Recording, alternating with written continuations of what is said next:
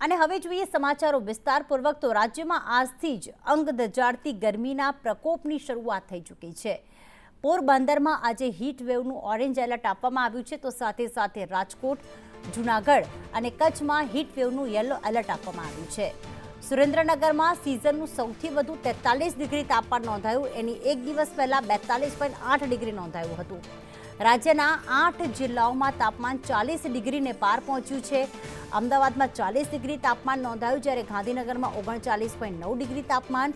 હવે જેમ એપ્રિલ મહિનો શરૂ થયો છે તેમ તેમ કહેવાય કે ગરમીનો પ્રકોપ વધી રહ્યો છે અને હજી પણ આગામી સમયમાં હીટ વેવની આગાહી છે જ। પોરબંદરમાં આજે ઓરેન્જ એલર્ટ આપવામાં આવ્યું છે, જ્યારે રાજકોટમાં આજે યલો એલર્ટ આપવામાં આવ્યું છે। અલગ અલગ જિલ્લાઓમાં 40 ડિગ્રીને પાર હવે તાપમાન પહોંચી રહ્યું છે અને હવે અંગ દજાડતી ગરમી માટે ગુજરાતવાસીઓએ તૈયાર રહેવું પડશે। અમે ખાસ મોસમ અપડેટમાં આપણે આંકડા બતાવી રહ્યા છીએ કે કયા જિલ્લામાં કેટલા ડિગ્રી તાપમાન નોંધાયું। સૌથી વધુ તાપમાન સુરેન્દ્રનગરમાં નોંધાયું 43 ડિગ્રી। હજી કહેવાય કે એપ્રિલ મહિનાની શરૂઆત અને એમાં પણ ઓરેન્જ અને યલો એલર્ટ આપવામાં આવ્યું છે। જેમ જેમ દિવસ પસાર થાય છે, સૂરજ માથે આવે છે, તેમ તેમ વધુને વધુ ગરમી પડી રહી છે। રસ્તા પર અત્યારથી જ ક્યાંક વાહન ચાલકો, રાહદારીઓ ઓછા દેખાઈ રહ્યા છે અને આ ગરમીના સમયમાં લોકો ઘરમાં જ રહેવાનું પસંદ કરતા હોય છે।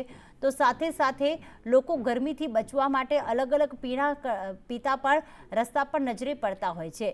ગરમીનું યલો એલર્ટ અને ઓરેન્જ એલર્ટ સૌરાષ્ટ્રમાં આપવામાં આવ્યું છે, તો સાથે સાથે આગામી સમયમાં ઉત્તર મધ્ય ગુજરાતમાં પણ ત્યાંના વાસીઓને અંગ દજાડતી ગરમી માટે તૈયાર રહેવું પડશે અને આજથી જ હીટ વેવની આગાહી કરવામાં આવી છે।